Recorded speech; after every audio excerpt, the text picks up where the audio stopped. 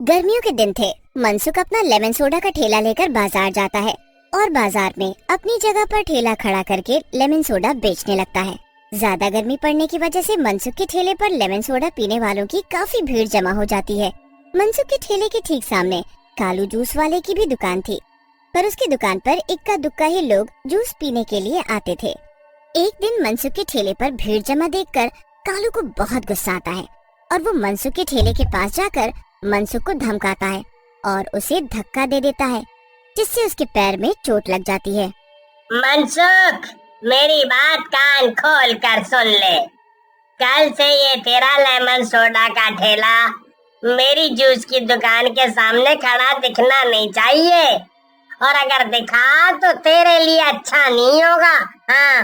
मनसुख कालू की धमकी से काफी डर जाता है और शाम होते ही वो अपना ठेला लेकर घर चला जाता है। मनसुख घर जाकर सारी बात सुधा को बताता है। कुछ दिन मैं अब चल नहीं पाऊंगा, क्या करूं?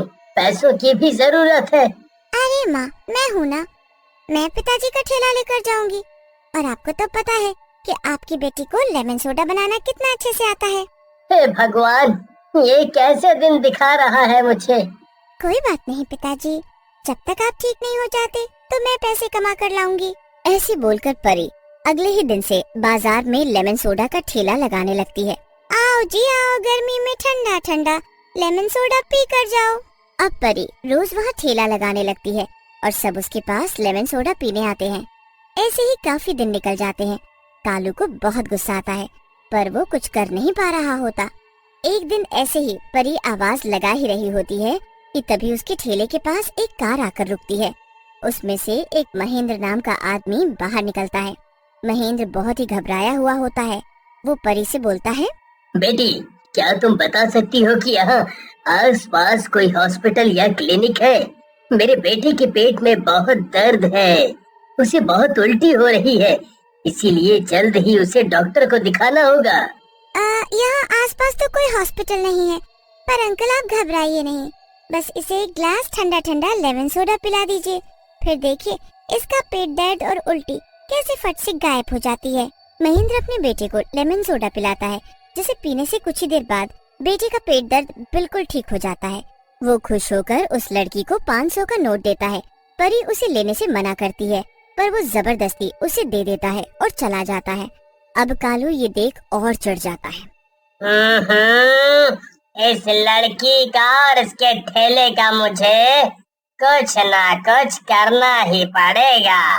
कालू उस लड़की को अकेला देख उसे बहाने से अपने पास बुलाता है और उसे बड़े प्यार से बोलता है, मुझे अपनी गलती का एहसास हो गया है, अब मैं तुमको परेशान नहीं करूँगा। अच्छा, ये मेरी दुकान का एक गिलास जूस पीकर तो बताओ कि आखिर इसमें क्या कमी है। ठीक है।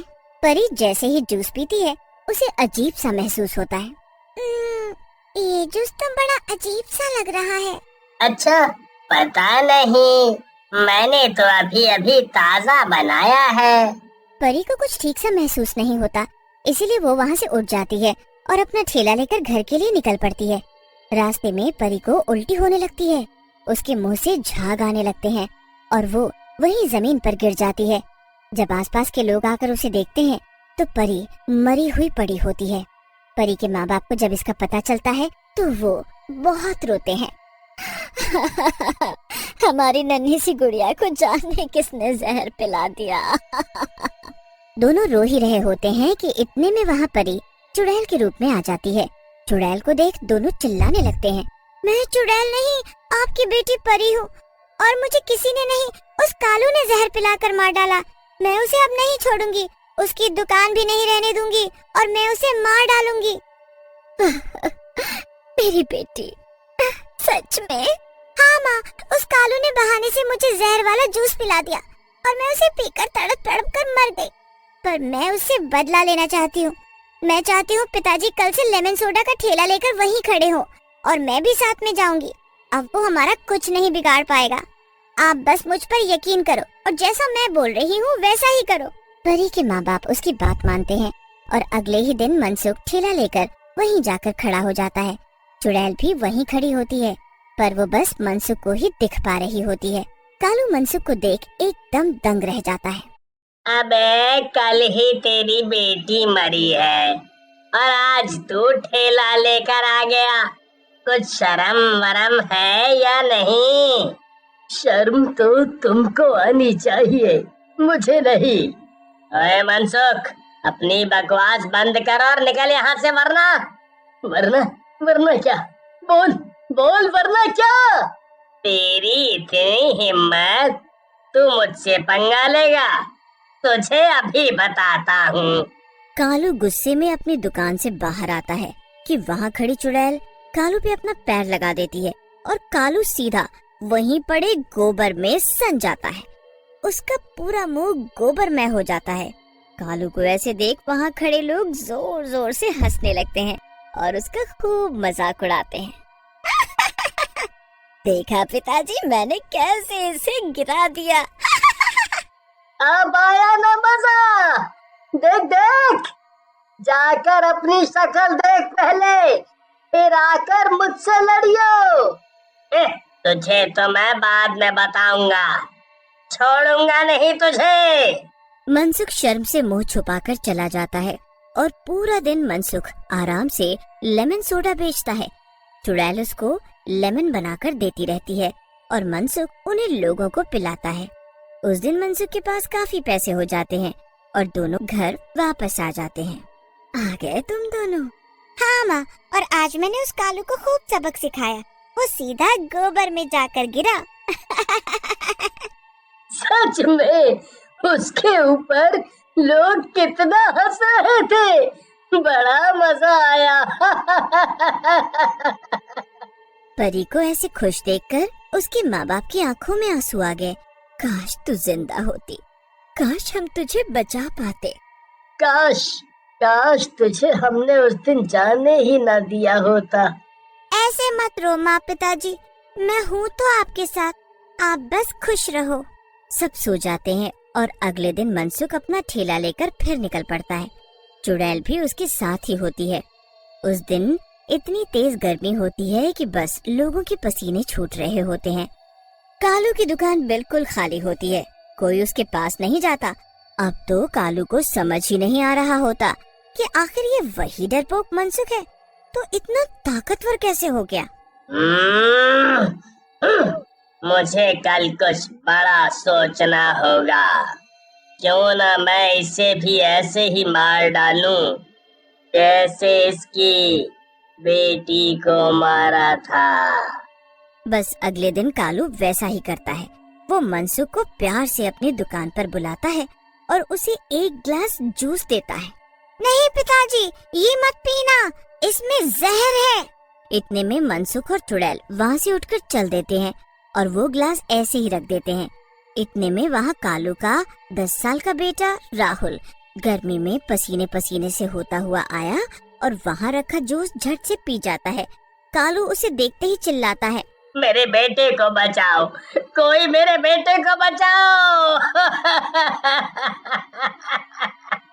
सही हुआ इसके साथ, अब जब इसका बेटा भी मरेगा ना तो इसे पता चलेगा। पर हम इसके जैसे नहीं है बेटी, बच्चे के खोने का दुख हमें पता है कैसा होता है, हमें इसकी मदद करनी चाहिए। चुड़ैल को भी अब राहुल की हालत पर तरस आ जाता है। वो अपने पिताजी को ठेला खाली करने को बोलती है। मनसुख अपने ठेले से सारा फल नीचे गिरा देता है।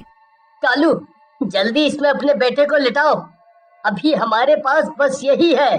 तुमने अपना सारा सामान मेरे बेटे के लिए गिरा दिया, ये बातों का वक्त नहीं है, जल्दी चलो।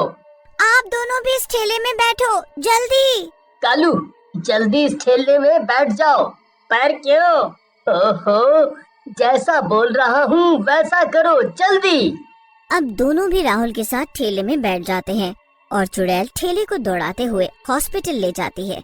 सब लोग ये देखकर हैरान रह जाते हैं कि आखिर ठेला अपने आप कैसे चल रहा है। कालू भी ये देखकर हैरान हो जाता है और जल्दी से वो हॉस्पिटल पहुंच जाते हैं और राहुल की जान बच जाती है। कालू अपना हाथ जोड़कर मनसुख के पास आता है। मुझे माफ कर दो, मुझे माफ कर दो, मैंने ही तुम्हारी बेटी की जान ली और तुमने मेरे बेटे को बचाया। मुझे माफ कर दो। हाँ, मुझे पता है कि तुमने ही मेरी बेटी को जहर दिया था, पर मैंने नहीं, उसने बचाया है तुम्हारे बेटे को। वो मरने के बाद चुड़ैल बनकर हमारी मदद करने आई और तुमको सबक सिखाने, पर आज उसने ही ठेला चलाकर वक्त पर राहुल को हॉस्पिटल पहुंचा दिया। क्या? सच में? कहाँ है वो? मैं उसे देखना चाहता हूँ, उससे माफी मांगना चाहता हूँ। वो बस हमको दिखती है, तुमको नहीं दिखेगी, पर वो अभी यही है, तुम्हारे सामने। कालू हाथ जोड़कर से अपने किए की माफी मांगने लगता है। चुड़ैल उसे माफ कर देती है। कालू उसके बाद कभी मनसुख को परेशान नहीं करता। एक दिन चुड़ैल भी अपने माँ बाप को अलविदा कहकर चली जाती है और फिर कभी वापस नहीं आती।